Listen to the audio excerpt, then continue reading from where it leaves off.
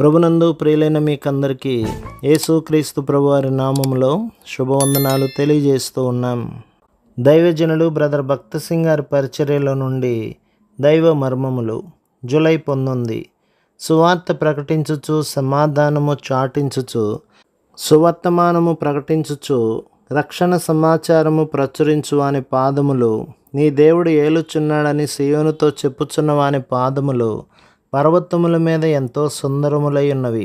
యెషయా గ్రంథం 52వ అధ్యాయం 7వ వచనం. 26వ శిఖరము. సుందరములైన పాదములను కలిగి ఉండుట ఎంత గొప్ప ఆధిక్యత!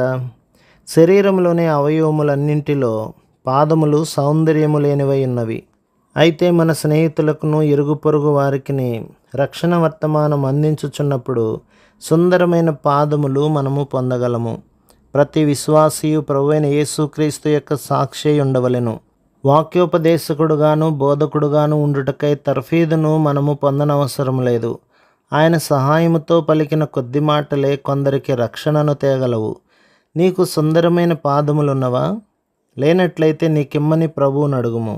శ్రమలు, పరీక్షలు, కష్టములలోనున్న మన ఇరుగు పొరుగు వారికి జీవము గల సత్యవంతుడైన దేవుని వర్తమానమును ఇవ్వగలము.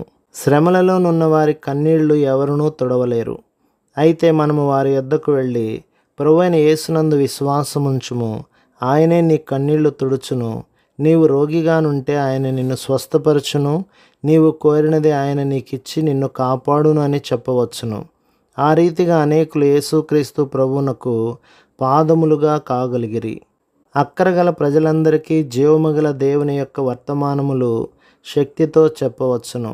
అట్లు చేయుటకు ఎక్కువ జ్ఞానము, తెలివి యొక్క అవసరత లేదు. మరి నీ సంగతేమి?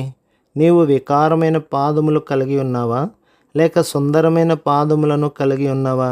నీ పాదముల విషయమై నీవు సిగ్గుపడుచున్నావా? రక్షణ వాక్యమును ఇతరులకు ప్రకటించుట ద్వారా నీ వికారమైన పాదములు సుందరముగా మార్చబడగలవు. ప్రభు మిమ్మును, మీ కుటుంబమును, మీ సంఘమును దీవించి ఆశీర్వదించునుగాక. ఆమేన్.